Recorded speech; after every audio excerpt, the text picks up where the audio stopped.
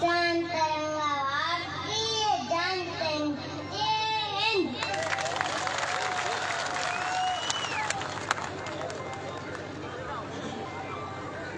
जय जोहार दोस्तों,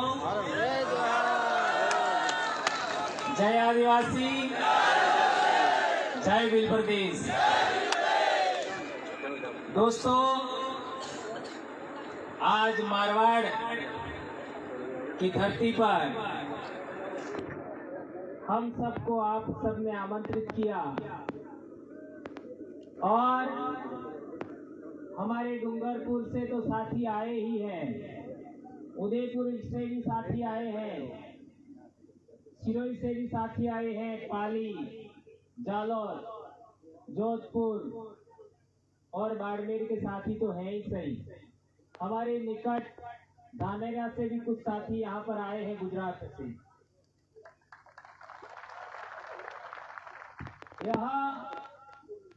यहाँ पर आने के लिए किसी ने पैसा नहीं दिया, स्वेच्छा से आते हैं, स्व प्रेरणा से आते हैं। यह एक अदृश्य चैन सी बनती जा रही है, अदृश्य भावना बनती जा रही है कि हम जिधर भी जाते हैं उधर लोगों का पैर अपने आप चल पड़ते हैं। ये कौन सा भाव है? ये आप इस देश के मूल मालिक हैं, इस देश के आदिवासी हैं और अब आपने हुकार भरी है कि हमें हमारा हक चाहिए, इसलिए ऐसा हो रहा है। हमारे पूर्वजों की अधूरी इच्छा है। हमारे पूर्वजों की अधूरी इच्छा पूरी करने के लिए हमारे काम और बस चल पड़ते हैं। दोस्तों, आज यहाँ पर हम देखें तो एसटी समाज के भाई भी हैं, ओबीसी समाज के भाई भी हैं और राजपूत समाज के भाई भी हैं और भील तो है ही सही। मेरा आप सबसे आग्रह है कि जो कौम अपना इतिहास नहीं जानती वह अपना भविष्य निर्माण नहीं कर सकती। यह बाबा साहब अम्बेडकर ने कहा और इस बात को आज पूरे देश भर में जन जागरण के माध्यम से बड़े पैमाने पर काम चल रहा है। मारवाड़ की धरती पर संभवतः मैं पहली बार ऐसा देख रहा हूं कि आदिवासी परिवार की व्यवस्था के अनुरूप नीचे बैठे एमएलए नीचे बैठे लोगों के बीच में, और देश में ट्रेंड हो गया था कि बड़े बड़े लोग मंचों पर बैठेंगे और दूसरे लोग फूलमालाएं करेंगे और दूसरे लोग लोकतंत्र में प्रजा के पास शक्ति होती है और प्रजा का प्रतिनिधि प्रजा के बीच में ही बैठना चाहिए। ये सब लोगों ने बोला और उसका परिणाम आया, समाज ने सहज स्वीकार किया। आज हमारे मंचों पर हमारे बाप दादे बैठते हैं, हमारे बाप दादे जिनका खून हमारे अंदर मौजूद है, जिन्होंने इतिहास रच के गए हैं, जिन्होंने हमारे स्वाभिमान गर्व गौरव का एक इतिहास रचा है, उन आदर्श पुरुषों का स्थान हमारे से थोड़ा सा ऊपर होना चाहिए। ये पूर्वज पूजा का सिद्धांत है और उस पूर्वज पूजा के सिद्धांत को हमने एक्सेप्ट किया है। इसके लिए मंच पर हमारे बाप दादे बैठते हैं, हम नहीं बैठेंगे, ये बात हमें स्वीकार नहीं है। दोस्तों, आदिवासी कौन? तो कई सारी बातें आएगी, जिनका जीन, जिनका डीएनए यहाँ के लोगों से का हो, यहाँ जो पैदा हुए, कहीं बाहर से आए नहीं, कहीं बाहर गए नहीं, वो आदिवासी है। ये बात तो हम जानते हैं, लेकिन आदिवासी की एक सबसे बड़ी विशेषता क्या है? आदिवासी एक सबसे बड़ी विशेषता है, वह हर काम, हर निर्णय समूह में करता है। वो अकेले एक आदमी के निर्णय के आधार पर कभी नहीं चलता है। यह आदिवासियत है, यह सामुदायिक आदिवासियत है। और एक दूसरी बात, आदिवासी अपने पास जमीन भी होती है और किसी के पास जमीन नहीं है, कोई संकटग्रस्त है, उस समाज को भी अपने पास रखता है और अपना हिस्सा देता है और अपने बराबरी के आधार पर उसका मान सम्मान बढ़ाता है। उसको कहते हैं आदिवासियत। और एक बात आपने देखा होगा, आदिवासी समाज का पूजा पद्धति होता है, उसके अंदर महिला को भी बराबरी का सम्मान होता है, आदमी को भी बराबरी का सम्मान होता है। आदिवासियों में कोई बड़ा नहीं होता, कोई ऊंचा नहीं होता, कोई छोटा नहीं होता। ये आदिवासियत में ऊंच नीच जाति व्यवस्था वर्ण व्यवस्था नहीं होती है। मैं एक शिक्षक हूँ और आप लोगों ने देखा होगा 8वीं क्लास के अंदर आज का सामाजिक ज्ञान पढ़ लीजिए, उसमें आदिवासी का पाठ है। उसके अंदर क्या लिखा है? आदिवासी वे लोग हैं जो राजाओं के शासन में नहीं आते हैं, जो जाति व्यवस्था में नहीं आते, जो वर्ण व्यवस्था में नहीं आते। आदिवासियों का धर्म हिंदू, इस्लाम, ईसाई सबसे अलग है। यह 8वीं क्लास में लिखा हुआ है। तो किसका इंतजार कर रहे हो आप लोग? हमें किसी का झोला उठाने की जरूरत नहीं है, किसी की चादर बिछाने की जरूरत नहीं है। हम इस देश के मालिक हैं, हम इमिग्रेंट्स पीपल नहीं है, हम इंडिजिनस पीपल है। हमें मालिक की तरह सोचना होगा, हमें राजा की तरह सोचना होगा, हमें मजदूर की तरह नहीं सोचना है। ये बात याद रखना दोस्तों। एक बात, भील समाज समस्याग्रस्त है, ये तो हम जानते हैं। मेघवाल समाज समस्याग्रस्त है या नहीं है? है या नहीं है? है। जाट समाज समस्याग्रस्त है या नहीं है? है। न्यूनाधिक तो होगा। यस। और राजपूत समाज समस्याग्रस्त है या नहीं है?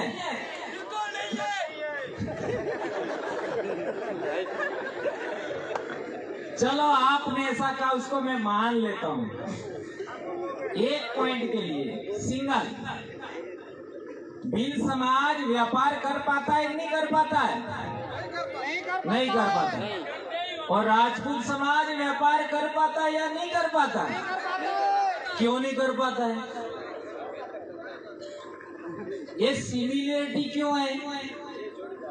मेरे को पढ़ाने वाले टीचर, वो भी चौहान थे मेरे गांव के, उनको मैंने सवाल पूछा। क्या सवाल पूछा? वो भी जिंदा है, पार्टी साहब आपका आमंत्रण है, वहां आकर के उनको पूछ सकते हैं, क्योंकि आप ही बैठे हुए मेरे सामने सुन रहे। वो मेरे स्कूल में आए, यार भंवरजीत आप लोग आदिवासी के बारे में बहुत बोलते हैं, तू तो मेरा बच्चा है यार, मैंने पढ़ाया तेरे को। तो मैंने सर से सवाल किया, 2 सवाल दूसरे हैं लेकिन वो नहीं बताऊंगा मैं, जल्दबाजी होगा। एक सवाल जो मैंने उनको पूछा, वही पूछा कि हमारा समाज व्यापार नहीं कर पाता है और आपका समाज भी व्यापार क्यों नहीं कर पाता है, उसका जवाब दीजिए। मैं स्टूडेंट था, वो शिष्य, वो गुरु थे। उन्होंने काफी सोचा समझा और उन्होंने क्या कहा वो भी अभी मैं नहीं बताऊंगा, है ना। लेकिन एक बात आपके सामने फिर रख के जा रहा हूं कि 6वीं शताब्दी में हमारा क्या सह संबंध है, ये देखिए। फिर हम लोगों को बात करनी चाहिए। बेशक मारवाड़ की धरती पर इंद्र मेघवाल की बात आई है और वो शायद जितेंद्र जी मेघवाल की बात आई है, कार्तिक भील की बात आई है, हमारे उदयपुर में पूजा भील की बात आई है, हम बेशक जानते हैं। लेकिन हम लोगों को समस्या को समझना है। मैं इतिहास का स्टूडेंट हूं और मेरी जिंदगी मैंने इतिहास के पीछे लगाई है, तो मैं कहना चाहता हूं इतिहास समझिए। और इतिहास के आधार पर मैं ये भी स्वीकारता हूं, मानता हूं कि राजपूत समाज भी समस्याग्रस्त है। भले आप लोग समझ लीजिए, कोई दिक्कत नहीं है। यदि राजपूत समाज समस्याग्रस्त नहीं होता तो गुजरात में शेखावती का पगड़ी क्यों उछाला?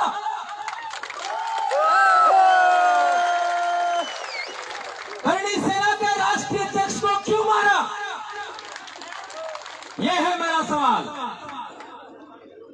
इसलिए मेरे भाइयों, बल से काम नहीं लेना है, दिमाग से काम लेना है, बुद्धि से काम लेना है। हमारी सोच विज्ञान सम्मत होनी चाहिए, हमारी सोच लोकतंत्र सम्मत होनी चाहिए, हमारी सोच संविधान सम्मत होनी चाहिए, और हमारी सोच प्रकृति सम्मत होनी चाहिए, हमारी सोच मानवतावादी भी होनी चाहिए। उसको ध्यान में रखते हुए, इतिहास को ध्यान में रखते हुए मैं पुनः कहना चाहता हूं कि जब अरबों का आक्रमण हुआ था तो भीलों ने उस समय नागभट्ट प्रथम को भी साथ दिया था। एम आई राइट?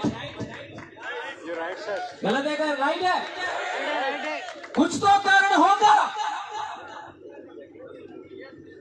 इसके बाद मारवाड़ पर शेरशाह सूरी का आक्रमण हुआ 1544 में।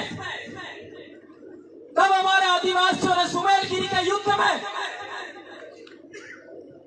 इनका साथ दिया, राठौड़ों का। कुछ तो कारण होगा। हल्दी घाटी जाहिर है, हमारे भील नहीं होते तो मेवाड़ का आज आप लोग क्या इतिहास पढ़ते आप सब जानते हैं। और हमारे सामने राणा पूजा भील का ऑलरेडी लगा हुआ है फोटो। गुजरात की बात करो, आपका सोलंकी वंश का जो प्रथम राजा था वनराज जी है ना? हाँ, वनराज जी शायद। उनका पिताजी का मृत्यु के बाद भीलों के बीच में लालन पालन होता है, और इसके बाद आपका ये पाटन, वहां का राज सिंहासन, वहां का राज स्थापित करने में योगदान है। उसके बाद सोमनाथ का लड़ाई में हमीर गोहिल को किसने साथ दिया था? वेगड़ा भील ने।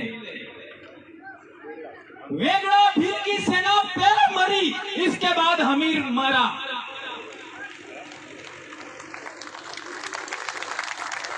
इसलिए मेरा पूरा सवाल है, राजपूत समाज व्यापार नहीं कर पाता है, भील समाज भी व्यापार नहीं कर पाता है, उसका कारण क्या? जब अरबों का आक्रमण हुआ हमारे इलाके में, तब चित्तौड़ पर मान मोरी का राज था, और सिंध में भी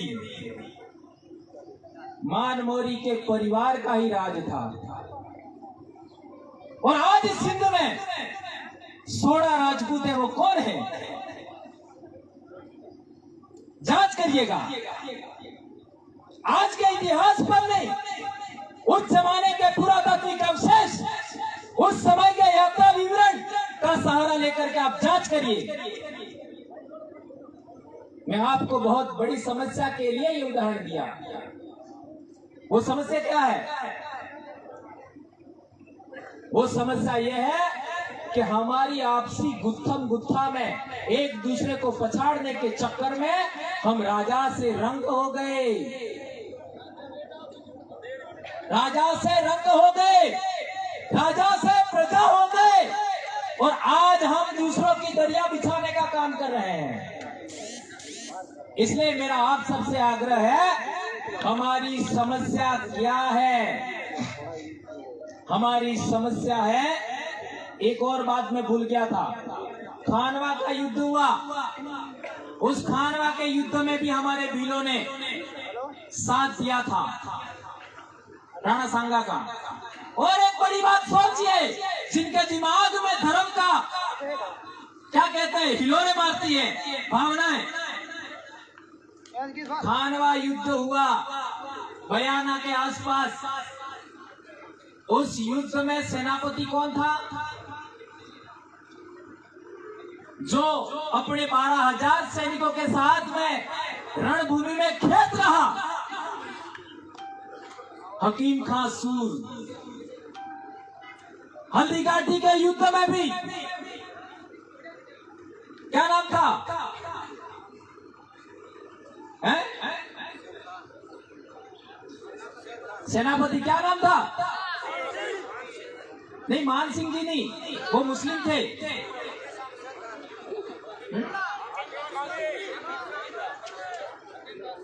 हकीम खां सूर उधर था खानवा में। हाँ, हसन खां मेवाती। यस यस, हसन खां मेवाती हो के नाम है, इसलिए वो डिस्टर्ब हो गया।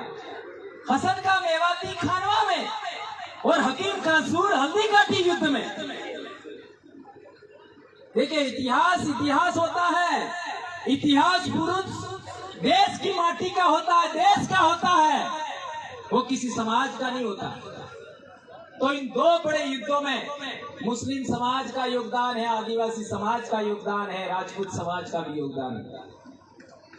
तो मेरा पहला सवाल था कि आदिवासी समाज समस्याग्रस्त है, सबको पता है। एससी समाज समस्याग्रस्त है, सबको पता है। ओबीसी समाज भी समस्याग्रस्त है। थोड़ा स्वीकार करेंगे, थोड़ा स्वीकार नहीं करेंगे, लेकिन है। यदि नहीं है तो मेरा सवाल है, ओबीसी समाज की 52% प्रजा है इस देश में, क्या 52% उनका नौकरियों में योगदान है? नहीं है। और यदि राजपूत समाज समस्याग्रस्त नहीं है तो शासन में उनकी जनसंख्या के अनुपात में हिस्सेदारी है? नहीं है। प्रशासन में हिस्सेदारी है? नहीं है। इसलिए मैं कहना चाहता हूं, समस्याग्रस्त लोगों को लोकतंत्र के रहते, संविधान के रहते साथ आना चाहिए। अपनी अंदरूनी बातें खत्म करके सामाजिक भाईचारा कायम करना चाहिए। और यदि सामाजिक भाईचारा कायम करेंगे हम लोग सभी समस्याग्रस्त समाज, तो हमारे इलाके को बदनाम कभी नहीं होने देंगे हम लोग कि हम आपस में लड़ने वाले लोग हैं, एक दूसरे का शोषण करने वाले लोग हैं, एक दूसरे को दबाने वाले लोग हैं। ये बात राजस्थान से सदा के लिए खत्म हो जाएगी। इसके बाद कार्तिक भील का कोई हत्या नहीं होगा, इंद्र मेघवाल की घटना नहीं होगी, जितेंद्र भील की घटना नहीं होगी, पूजा भील की घटना कभी नहीं होगी। इसलिए मैं कहना चाहता हूं, समस्या क्यों है ये पकड़िए, और समस्या है तो समस्या का कारण भी होगा, ये बात पकड़िए। समस्या है तो समस्या का कारण है। अब सवाल पैदा होता है कि समस्या का कारण क्या है। जब समस्या का कारण पता लगाओगे तो समस्या का समाधान होगा। अब मेरा सवाल है कि तुम लोगों को आज तक जमीन का पट्टा नहीं मिला, उस समस्या का कारण क्या है? तुम्हारे लोगों का आज तक जमीन, राजस्थान टेनेंसी एक्ट में आप लोगों का प्रावधान होने के बावजूद आप लोगों की जमीन दूसरे लोगों ने छीन ली, या आपने धार्मिक क्रियाक्रम के माध्यम से आपकी जमीन बेच दी। कौन सा प्रावधान कहता है कि आदिवासी की जमीन दूसरे लोग खरीद सकते हैं? क्या है कोई प्रावधान? ऐसा कोई प्रावधान है क्या आदिवासी की जमीन कोई खरीद सकता है?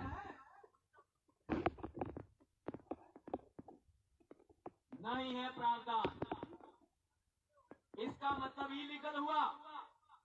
हमारे इलाके में भी आदिवासियों की जमीन नहीं खरीदी जा सकती, इसके बावजूद लोग खरीद रहे हैं।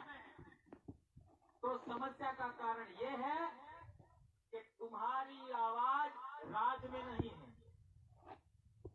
जो राजा होता है वो निर्णय लेने का भी होता है। राजा होता है वो निर्णय लेता है। आपका समाज निर्णय नहीं ले पा रहा है, इसलिए समस्या है। क्या ये बात आप स्वीकार करते हैं? कौन कौन स्वीकार करते हैं? हाथ ऊंचा करो जरा। बहुत बड़ी बात। तो आपको निर्णय लेने लायक बनना है। तो पहला, यदि आप मानते हो तो मैं जो कह रहा हूं उसको आप समर्थन दे सकते हैं, नहीं भी दे सकते, आपको समझ में आए तो ही देना, ठीक है। आदिवासी समाज की जमीन का रक्षण करने का आश्वासन दे, उसी को ही ठप्पा लगाना चाहिए। क्या ऐसा होना चाहिए? है? समझ में आया कि नहीं? आदिवासियों की जमीन का रक्षण करने का आश्वासन दे, और वो किस पर देना चाहिए? है? कागज पर के मुंह जवानी, कम से कम स्टाम्प पेपर तो होना ही चाहिए, होना चाहिए। इस तरीके की बात रखनी होगी आपको। हमने हमारे इलाके में ऐसा ही बातें रखी थी सबसे पहले, आदिवासियों का रक्षण सबसे पहले, और वो भी ये आश्वासन हमको राजनेताओं से चाहिए, क्योंकि शासन में वो बैठते हैं। दूसरी बात, आदिवासियों की एट्रोसिटी होती है तो वो नेता वहां खड़ा रहना चाहिए हमारे पक्ष में। ऐसा होना चाहिए कि नहीं होना चाहिए? हमारे इलाके में भी नहीं होता है, लेकिन अब धीरे धीरे फिजा बदलने लगी है। तो यदि ये बात, ये दूसरी बात भी आप स्वीकार करोगे तो आपके इलाके में भी ये बात होगी। तीसरी महत्वपूर्ण बात जिसको लेकर आज मीटिंग है, मैं ऐसा कहना चाहता हूं कि इस इलाके में ही भील समाज का दिक्कत नहीं है। जो हमारे चंबल और बनास नदी की घाटी है, उस इलाके में भी आदिवासी लोग परेशान हैं। अजमेर भीलवाड़ा के आसपास भी लोग परेशान हैं, उनका भी ऐसी तरीके की मांग है। तो महाराष्ट्र का उदाहरण देता हूं मैं। आप लोग औरंगाबाद चले जाओ, जालना चले जाओ, बीड चले जाओ, यवतमाल चले जाओ, जलगांव चले जाओ, अहमदनगर चले जाओ, पुणे चले जाओ, महाराष्ट्र की बात कर रहा हूं।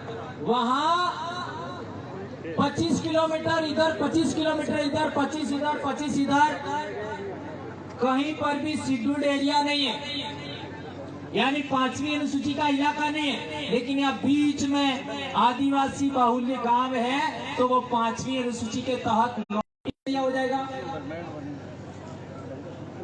समझ में आया कि नहीं आया?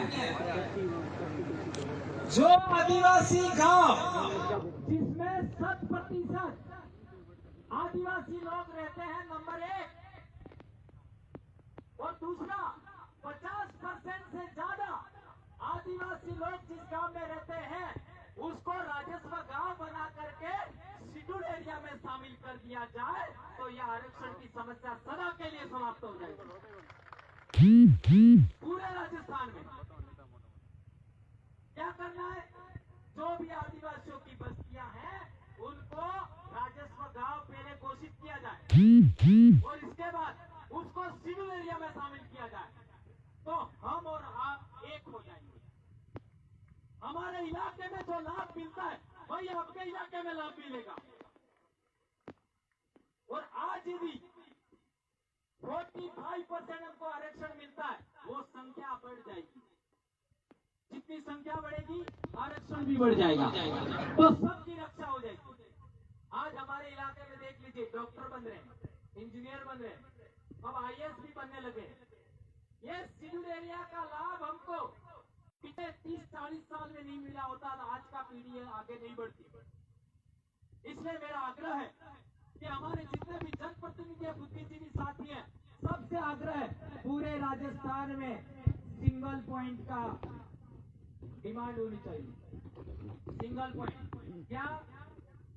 जो आदिवासी बस्ती है उसको रेवेन्यू विलेज, राजस्व गांव बनाया जाए, नंबर 1, और उस राजस्व गांव को अनुसूचित किया जाए। ये आपका मांग करिए, इसके बाद कितना जल्दी बदलाव होता आप देख सकते हैं। ये मैं कहना चाहता हूँ, ये मैं जो बोल रहा हूँ वो DTSA के विरोध में ऐसा नहीं कह रहा हूँ। ये बात फिर कहीं ऐसा नहीं हो जाए कि बाबू जी ने गलत बात बोल दी।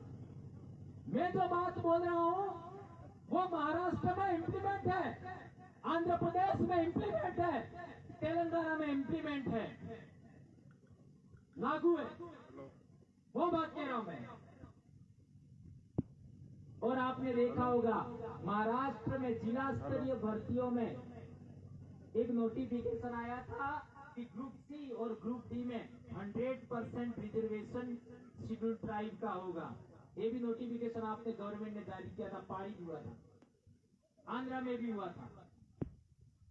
इसलिए अनुच्छेद 244(1) के अधिकारों का प्रावधानों पर हम लोग थोड़ा सा अध्ययन करें और उसके अकॉर्डिंग हम लोगों को ये डिमांड जो मैंने बताई इस तरीके करते हैं तो हमें एक बड़ी सफलता मिल सकती है, ऐसा मुझे लगता है।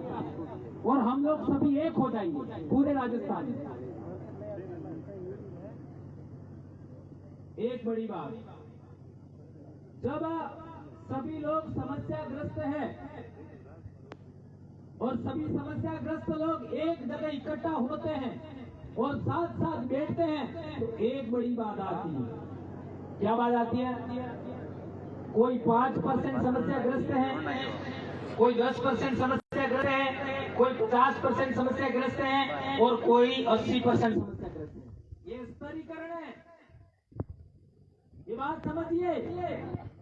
इसको ऐसा तो कह सकता है राजपूत समाज 5% समस्याग्रस्त है, अभी उदाहरण के आधार पर ओबीसी समाज 10% समस्याग्रस्त है और मेघवाल समाज 50% समस्याग्रस्त है और आदिवासी 80% समस्याग्रस्त है, लेकिन है तो समस्याग्रस्त। तो जब समस्याग्रस्त है तो हमें साथ बैठना चाहिए और देश का हुक्म नहीं समझ में आएगा। और देश का हुक्मरान बनने के बाद हमारी सभी समस्याओं का एक झटके में समाधान करना चाहिए। संभव है, आप निर्णय लेने काबिल बनिए। यदि आप निर्णय लेने काबिल बनते हैं तो आपकी समस्याओं का सदा के लिए अंत हो जाएगा, ऐसा मुझे लगता है। आज हम लोग राजस्थान से बाहर दूसरे राज्यों में भी जन जागरण कर रहे हैं, कई समाजों का अलग अलग। आप लोगों ने मानगढ़ का कार्यक्रम देखा होगा, कितने लोग आते हैं मानगढ़ पर। हमने सिख समाज के लोगों को भी बुलवाया, जाट समाज के लोगों को बुलवाया, गुर्जर समाज के लोगों को बुलवाया। इस साल राजपूत समाज का भाई भी आया, हमने बुलाया नहीं, पहली बार आया और वो भी बोला, मुस्लिम समाज के लोग भी बोले। ये सामाजिक भाईचारा धीरे धीरे कायम हो रहा है। इसका मतलब यह नहीं है हमारे अंदर छुआछूत का, हमारे अंदर शोषण का, हमारे अंदर दमन का, हमारे अंदर आपका क्या कहते हैं एट्रोसिटी का स्तरीकरण खत्म हो गया है। स्तरीकरण खत्म नहीं हुआ है, लेकिन हम हमारा शोषण करने वाले, दमन करने वाले समाज को सदा के लिए दुश्मन मान के चलेंगे तो हमारा आपस में ही टकराव होगा, हमारी समस्याओं का अंत कभी नहीं होगा। इससे अच्छा है हम आपस में टकराने वाले लोग, समस्याग्रस्त लोग आपस में बैठ करके बातचीत करना चाहिए, ये मैं कहना चाहता हूँ। और बातचीत किस आधार पर? इसका इतिहास में आधार है जो मैंने बताया था।